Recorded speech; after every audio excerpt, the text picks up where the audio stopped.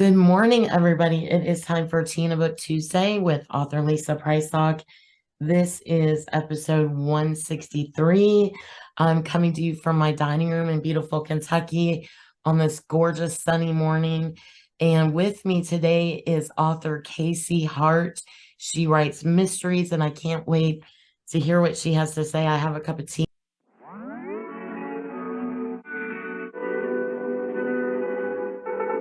Oh, 1 mile in fog patches and showers are. I don't know what you're drinking this morning, Casey, but hello. Hey, I'm Yeah. from the deep south and we drink iced tea. It doesn't matter if it's 2 degrees. We drink iced tea, and that's what I have. I love that, the deep south and iced tea. Mhm. So you're from what state are you from, Casey? I am from Mississippi. At the very tip, almost on the Louisiana line. So about as south Wow, as you can get. that Yeah. is really deep south. Yeah. Yeah. You can probably hear Bailey barking, so I'm going to let her in. But while I do that, tell us a little bit about how many books you've written and what genres you write. Okay. Like I said, my name is Casey Hart. Hey, everybody. I'm so happy to be here. I started writing in 2020. After I quit nursing, I was a nurse for about 30 years and got to where I couldn't be a nurse anymore. And I started writing after scrubbing toilets for about 6 months. I decided there had to be more to life than this. And so I started writing. And I have 16 books out. I have let's see, I have 8 of a Christian cozy mystery, the Katie Cross cozy mystery series. And then I tried my hand at historical. I have one historical, Elsie, and then the rest are contemporary Christian romance. All right, small town contemporary Christian romance set in the deep south, and in the Carson's Bayou series, which is set in Louisiana. And right now I'm working on romance, and it's so Wow. much fun and so different from Yes, it is. Romance is very different. And I've often put mysteries inside my romances, and that's kind of how the Georgia Peaches, it's another Southern cozy mystery thing. That's how that evolved. But I'm so excited to hear about your Katie Cross mystery. Sounds so good. I cannot wait to read one of those. Yeah, well, girl, let me tell you, I had killed in just about a little over a year. I had killed like 16 people in those books, and I was like, all right, I got to do something else. And then I wrote Elsie, which is on the Oregon Trail, and of course they got cholera. I killed off more people in that one book than I had ever done. So funny.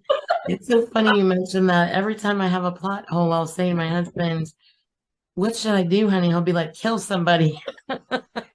The truth. You can always stir up a little drama with a dead body. That's the And truth. it's just more interesting to readers. You don't want the book to be kind of Yeah. boring. So. Yeah, she sipped your coffee. No, she found a dead body. Which would you read? Uh-oh. Yeah. So that's what I write. And So what inspired you to become a writer, and how do you like to share your faith in Jesus through your writing? Okay, well, that has really evolved. Like I started out writing. I was reading, and I was just like, you know what? I think I can do this. And like I said, I was retired, and I am a busy, busy person, and I needed something to do. And so I just jumped in both feet, didn't have a clue, and just started doing it. It was just Right. I had no idea what I was getting into. And then yeah, That's the understatement of I this think that I would story. sell 10 books tops. And so but I wanted to write books that I used to say that you could leave on your coffee table if the preacher come over, or your mama, and you wouldn't have to hide it. And my cozy mysteries are kind of Jessica Fletcher meets Andy Taylor type of, Nice. you know. I But love it. then as I started writing, I had people tell me, I appreciate, and you really touched me. And I really felt the Lord lead me to be more intentional. And now my motto is faith-filled fiction for faith-filled readers. That's what my thing is.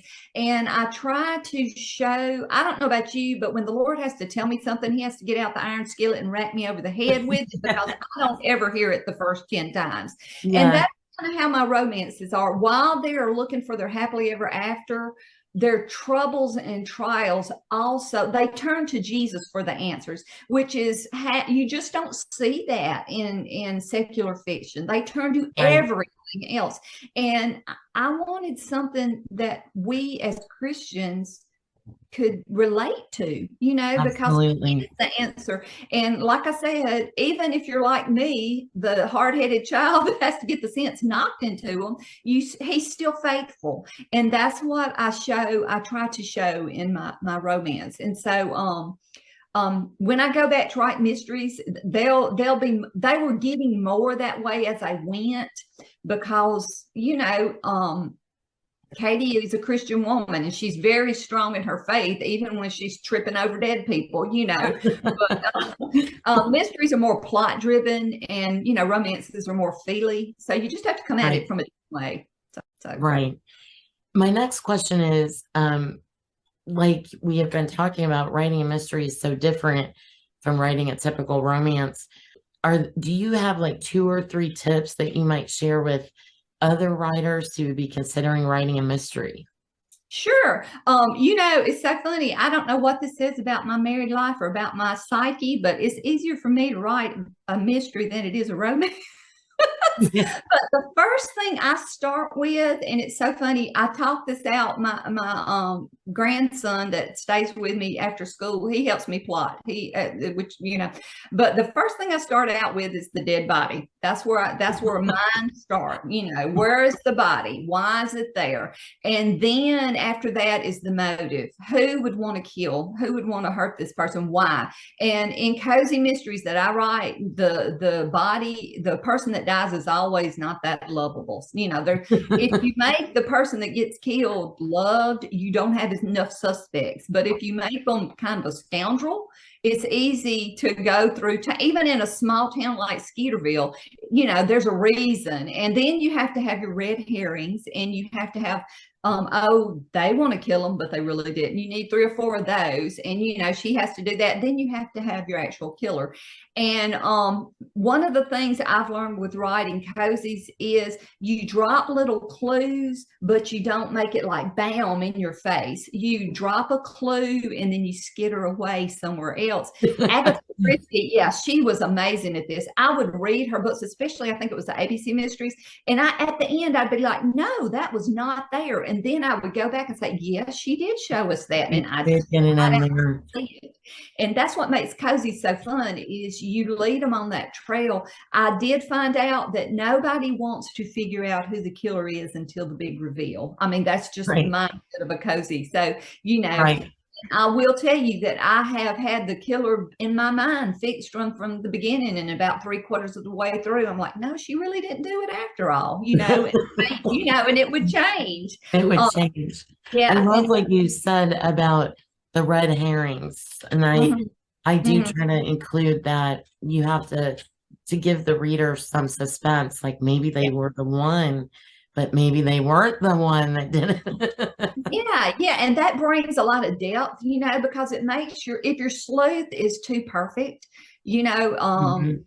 you don't relate to her as much, but she's just Right. kind of my sleuth, Katie Cross. She's just kind of stumbling along, and she's brilliant. She has this mind where she puts stuff together, but a lot of hers is like, she just looks at things different, but she truly goes after the wrong people a Right. lot of the time, and then it leads her on to the right people, And what I'm so excited about is today, Casey has a giveaway, and she also has a book to recommend to us. Would you like to tell us how readers can enter the giveaway? Yeah, just I guess comment. Is that what they need to do? Is comment here. And if you would just comment with, I don't know, why don't you tell me whether you like romance or cozies or both, and do that. And then what we'll do is we'll pick a winner from those, and I will let you pick one of my books, and I will send you an ebook, because if you like cozies better, I'll send you one of Katie Cross, and if you like romance better, I'll send you one of Carson's Bayou. Just whatever you like. Wonderful. Yeah, That is that's so nice of you. And before I let you go, um, tell us your favorite kind of tea and how readers can find you, how they can sign up for if you have a free newsletter. And I just want to say thank you so much for being on my Tea in a Book Tuesday podcast.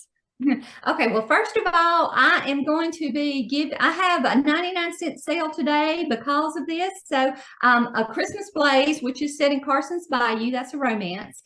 It's going to be 99 cents. And then Moonlight Murder and Small Town Secrets, which is book 1 in the Katie Cross Crazy Mystery series. Blah, blah, blah, blah. It's hard to say that. But anyway, both of those are 99 cents. My favorite tea, and you can't see it because of that silly background, but it's mine is not sweet, but mine is iced tea. If I was to bleed out, it would be 99% iced tea. But that's what I'm drinking, and you can join my newsletter and get a full novel of from the Carson's Bayou series, Music Smarts and Humble Hearts, at www.caseyhartauthor.com. And you hear my dishwasher going off in the background. I don't even hear it, so that's fine. This fabulous author life, the dishwasher. But anyway, yeah, just go to caseyhartauthor.com and sign up for my newsletter and see if you like my romance going to Carson's Bayou and getting involved with my little Southern folks. And I would love to have you. I send it out once a month right now. That's how often it goes out. That's awesome. And just tell us one more time, what is your newest release's title? Oh, the newest release, and this is book 5. It's actually book 5 on Amazon, but if you also read in the newsletter, it's actually book 6. It's Kid Smarts and Wistful Hearts in the Carson's Bayou series, and that come out March the 14th.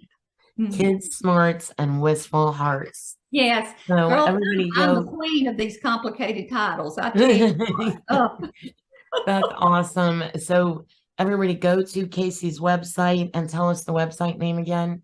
caseyhartauthor.com. Wonderful. And then you can check out all her books there, and they can sign up for your newsletter at your website, right? Yes, they can. And get a free book.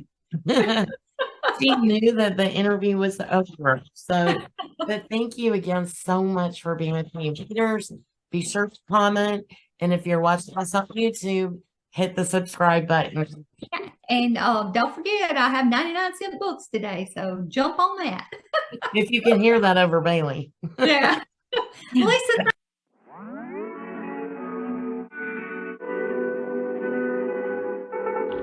One mile in fog patches and showers early Friday, but improving to greater than 6 miles on Friday morning.